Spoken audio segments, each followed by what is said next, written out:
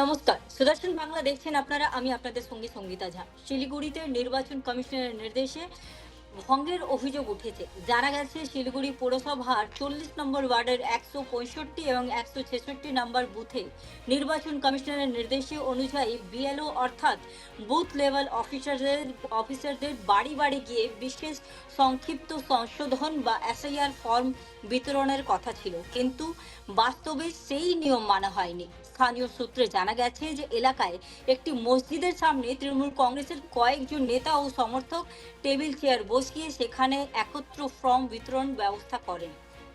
এতে সাধারণ মানুষের মধ্যে প্রশ্ন উঠছে যে সরকারি কাজের সঙ্গে রাজনৈতিক দলের এই উপস্থিতি কতটা উপযুক্ত। আসুন এই বিষয়ে বিজেপি নেত্রী ও অ্যাডভোকেট রিঙ্কি চ্যাটার্জির সাথে সরাসরি কথা বলা যাক। প্রথমে আপনাকে রিঙ্কি দি অনেক অনেক সুদর্শন বাংলায় স্বাগত। রিঙ্কি দি বলুন যে আপনি শিলিগুড়ি ওই 40 নম্বর ওয়ার্ডে যে ঘটনাটা হয়েছে 165 ও 166 নাম্বার বুথে এসআইআর ফর্ম বিতরণ নিয়ে, এই ঘটনা নিয়ে আপনি কি বলবেন? নমস্কার, আপনাদের সবাইকে শুভ দুপুর। আমার শিলিগুড়িবাসী হিসেবে, একজন আইনজীবী হিসেবে এটুকুই বলতে পারি, এফআইআর যেটাকে বলে স্পেশাল ইন্টেন্সিভ রিসার্চ বা সংক্ষিপ্ত ভোটাধিকার সংশোধন তালিকা তৈরি হুম। করার দায়িত্ব পড়েছে নির্বাচন কমিশনের তরফ থেকে বিএলও, বুথ লেভেল অফিসার, এদের ওপর। সরকারি নির্দেশিকা হচ্ছে 4 নভেম্বর থেকে বাড়ি বাড়ি গিয়ে বিএলও অফিসাররা এনামেরেশন ফর্ম বিলি করবে। তারপর 2002 সালে হুম। যাদের বাবা মায়ের ভোটারদের মানে ভোটার পরিচয় পত্রে নাম আছে, ভোটার লিস্টে নাম আছে, তাদের সন্তানদেরও যদি ভোটার লিস্টে নাম থাকে সেই নাম নথিভুক্ত করতে হবে, বা নাম থাকলে তাদের সেই নাম দেখাতে হবে। 11টা ডকুমেন্ট, সরকারি ডকুমেন্ট, তার মধ্যে একটা হলেও চলবে। কিন্তু হুম। এখানে সমস্যাটা কি হয়েছে, সরকারি হুম। নির্দেশিকাকে অমান্য করে এখানে রাজ্য সরকার নিজেই বলছে এসআইআর হতে দিব না, তার জন্য মিছিল করছে, তার জন্য এসআইআর হুম। যে কোনো রকমের মৃত্যুকে এসআইআর এর মৃত্যু বলে টাকা ঘোষণা করা হচ্ছে, উৎসাহ দান করা হচ্ছে যে আত্মহত্যা করুন, তাহলে আপনারা টাকা পাবেন, এসআইআর কে আটকানো যাবে। তো সরকার পক্ষের পক্ষ মদতে, প্রশ্রয়ে, আশ্রয়ে, আর এই যে মমতা ব্যানার্জি সরকার একটি সময় এসআইআর করার জন্য বামপন্থী সরকারের উপরে চাপ দিয়েছিল, ক্যাবিনেটে পার্লামেন্টে বসে কাগজ ছুড়ে এসেছিল স্পিকারের মুখে, সেই হুম। আজকে এসআইআর কে আটকানোর জন্য প্রকাশ্যে মিছিল করছে। 11 তারিখে ওনাদের হুম। আবার একটা প্রকাশ্য সভা আছে কলকাতায়। তাদের দলের নেতা নেত্রীরা আমাদের শিলিগুড়ির 40 নম্বর ওয়ার্ডের এবং 140 নম্বর ওয়ার্ডের 165 আর 166 বুথ লেভেলে ওখানে হুম। বিএলওদের বাড়ি বাড়ি যেতে দেয়নি। আজকে বিএলওদের বাড়ি হুম। বাড়ি গিয়ে ওই ওয়ার্ডে এনামোরেশন ফর্ম বিলি করার কথা, তাই তো সরকারি হুম। নির্দেশিকা হিসেবে। কিন্তু তারা তাদেরকে বাড়ি যেতে না দিয়ে তারা ওই মসজিদের সামনে দু তিনটে টেবিল চেয়ার পেতে বিএলওদের ওখানে বসিয়ে দিয়ে ওখানকার যে মুসলমান যারা লোক আছে, স্থানীয় অধিবাসী, হুম। তাদেরকে ফর্ম দিয়ে বোঝাচ্ছে কি করে এই ফর্মটা ফিল আপ করতে হবে, বা আপনাদের কাগজ যদি থাকে তাহলে ঠিক আছে, না থাকলে এই সবকিছু হুম। গোজামেল করে ওখানে বিএলওদের একটা শিবির বসিয়ে দিয়েছে। তাদের দায়িত্ব, তারা সরকারি প্রশিক্ষণপ্রাপ্ত অফিসার, তাদের দায়িত্ব হুম। বাড়ি বাড়ি গিয়ে যারা বুঝিয়েছে তাদের বোঝানো, যারা বোঝেনি তাদেরও বোঝানো, তাদের নির্দেশিকা পালন করা উচিত। একদম। কিন্তু তারা হুম। তৃণমূলের নেতা নেত্রীদের প্রশ্রয় আশ্রয় তাদের সরকারি নির্দেশিকা ভুলে গিয়ে তারা ওখানে পার্টির ক্যাডারে পরিণত হতে বাধ্য হয়েছে। আমি সেটা জানি না বাধ্য করা হয়েছে না তারা নিজের ইচ্ছায় ওখানে বসেছে, তবে এটা ইলেকশন কমিশনকে দেখতে হবে। এসআইআর শুরুতেই যদি এই অবস্থা, এই অপব্যবস্থা হয়, তাহলে এসআইআর কি পশ্চিমবঙ্গে হুম। সুষ্ঠুভাবে হতে পারবে? আপনি বলুন।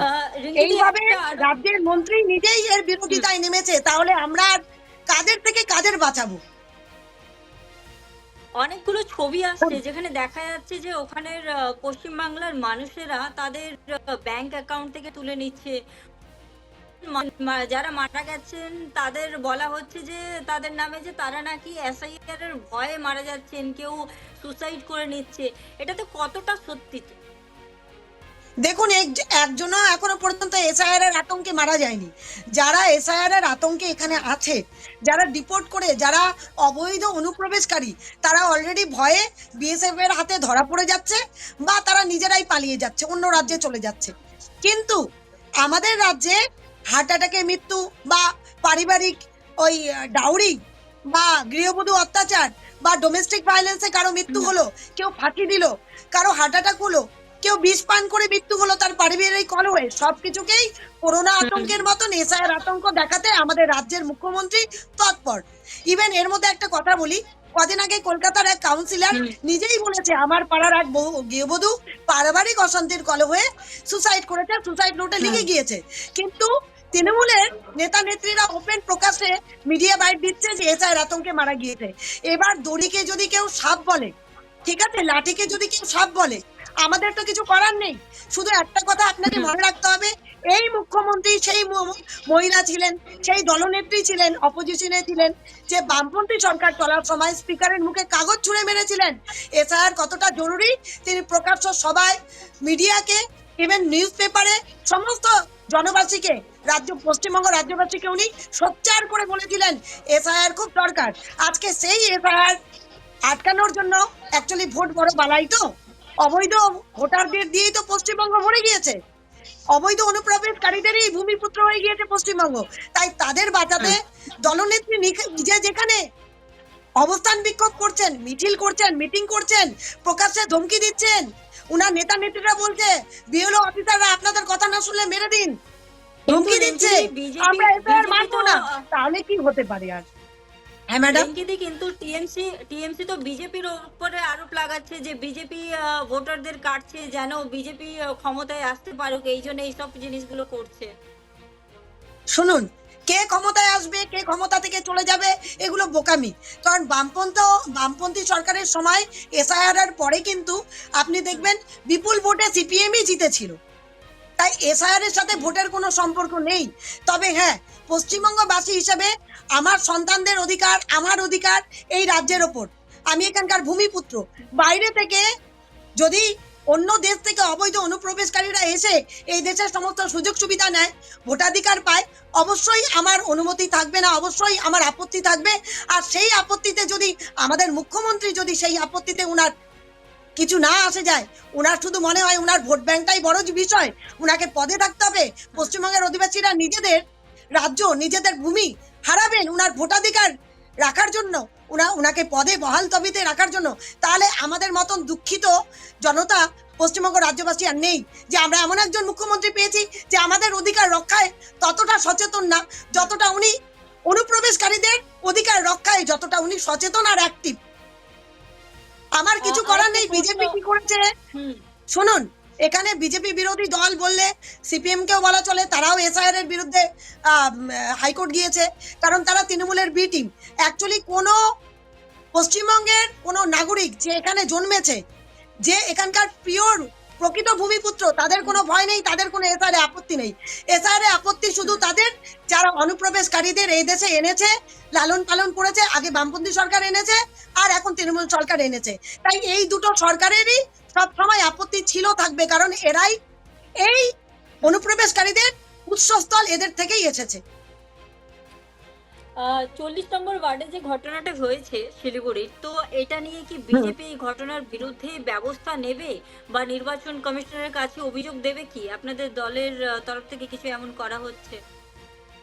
দেখুন, বিজেপি সবসময় প্রত্যেকটা ছোট ছোট বিষয় নিয়েই ইলেকশন কমিশনকে তুলে ধরছে, কিন্তু স্থানীয় আমাদের শিলিগুড়ি শিক্ষিতদের বাস, আমাদের শিলিগুড়ির অধিবাসীরা যথেষ্ট সচেতন। বিজেপি তৃণমূল বলে না, যারা যারা শিলিগুড়ি অধিবাসী যারা দেখেছে তারাই তো এই ভিডিওটা লিক করেছে। এটা তো বিজেপি লিক করেনি, এটা ভিডিওটা স্থানীয় অধিবাসীরাই লিক করেছে। স্থানীয় অধিবাসীদের প্রতিবাদে সবকিছু সামনে চলে এসছে, বিজেপি তো অবশ্যই যাবে। একজন শিলিগুড়িবাসী হিসেবে আমরা প্রত্যেকে এই আপত্তিকর এরকম আইনকে অমান্য করে বুড়ো আঙ্গুল দেখিয়ে ইলেকশন কমিশনকে তোয়াক্কা না করে যেইভাবে জঙ্গল রাজ্য চালানো হচ্ছে, যেভাবে বিএলওদের চাপ দেওয়া হচ্ছে, তার জন্য আমরা সবাই পথে নামবো, আমরা সবাই আপত্তি জানাবো। ইলেকশন কমিশনকে আমরা বলবো, রিকোয়েস্ট করবো এসব যাতে মানে অবিলম্বে বন্ধ হয়, কারণ আমরা সুষ্ঠুভাবে পশ্চিমবঙ্গে এসআইআর করতে হলে আমাদের সকলকে এগিয়ে আসতে হবে। একদম। তো আপনাদের দলের দৃষ্টিকোণ থেকে নির্বাচনের স্বচ্ছতা ও নিরপেক্ষতা বজায় রাখতে এখন কি পদক্ষেপ আপনারা নিচ্ছেন? দেখুন, এখনো পর্যন্ত আমার কাছে কোনো রকমের নির্দেশিকা আসেনি, তবে আমি যেটুকু জানি আইনের বিষয়টা আমি বুঝি। অবশ্যই ইলেকশন কমিশনকে সমস্ত ভিডিও তাই জন্যই ফুটেজ আমি সমেত জিজ্ঞাসা করলাম। সমস্ত কিছু দেওয়া হুম, হবে, সমস্ত কিছু তুলে ধরা হবে। আর তাছাড়া এই যে মমতা ব্যানার্জি সরকার যেভাবে বিএলওদের ধমকাচ্ছে চমকাচ্ছে, ওপেন মিডিয়াকে বলছে, এগুলো বন্ধের জন্য অবশ্যই রাষ্ট্রপতি শাসন দরকার। যদি বিএলওদের ঠিক হুম, মতন সুষ্ঠু মতন কাজ করতে না দেওয়া হয়, তাহলে এই রাজ্যে রাষ্ট্রপতি শাসন হুম, ছাড়া আর কোনো উপায় আমি দেখছি না। একজন আইনজীবী হিসাবে আমি বলতে পারি, রাজ্যে সুষ্ঠুভাবে আরো অনেকগুলো রাজ্য আছে, কোথাও থেকে খবর পাচ্ছেন হুম, যে ওখানকার নেতা মন্ত্রী, হুম, ওখানকার মুখ্যমন্ত্রী পথে নামছে, যে হুম, কোনো মৃত্যুকে এফআইআর মৃত্যু বলে চালিয়ে দিচ্ছে। দেখবেন না, একমাত্র পশ্চিমবঙ্গে যা যা হয় কোনো রাজ্যে আর ভারতের হয় না। তাই আমরা রিকোয়েস্ট করব, বিজেপির তরফ থেকেও রিকোয়েস্ট করা হবে, এবং শিলিগুড়িবাসীর সচেতন নাগরিক হিসেবেও রিকোয়েস্ট করা হবে, আইনজীবী হিসেবেও রিকোয়েস্ট করা হবে, এখানে নির্বাচন কমিশনকে আরো টাইট হতে হবে। নয়তো নির্বাচন কমিশনকে বলা হবে কেন্দ্রীয় সরকারি বাহিনী হুম, দিয়ে আপনারা সুষ্ঠুভাবে হুম, বিএলওদের বাড়ি বাড়ি পাঠান, আর নয়তো ঠিক, রাষ্ট্রপতি শাসন চালু করুন। কারণ এখানে এসআইআর এইভাবে রাজ্য সরকারকে হুম, উপেক্ষা করে, রাজ্য সরকারের মদত ছাড়া বিএলওদের এত হিম্মত হুম, নেই তারা বাড়ি বাড়ি হুম, গিয়ে এনামোরেশন ফর্ম বিলি করে। কারণ টোটাল রাজ্যটাই চালাচ্ছে রাজ্য সরকার, আর রাজ্য সরকারের প্রধান আপত্তি এসআইআর হুম, নিয়ে। তাহলে জলে থেকে কুমিরে লড়াই করতে তো সত্যি আমাদের কাদের কাদের রাষ্ট্রস্থল দিতে হবে, হুম, আমাদের রাষ্ট্রপতির কাছে যেতে হবে, বা একদম। কড়া পদক্ষেপ নিতে নির্বাচন কমিশনকে বলতে হবে। ঠিক এছাড়া আছে আর আমাদের রিঙ্কিদি, কাছে কোনো অনেক অনেক উপায় নেই ম্যাডাম। ধন্যবাদ। ঠিক আপনাকে আছে অনেক অনেক রিঙ্কিদি, অনেক ধন্যবাদ অনেক আমাকে বলার ধন্যবাদ আপনার সুযোগ সময় দিয়েছেন। দেওয়ার জন্য। ঠিক আছে, thank you, thank you. Thank you so much.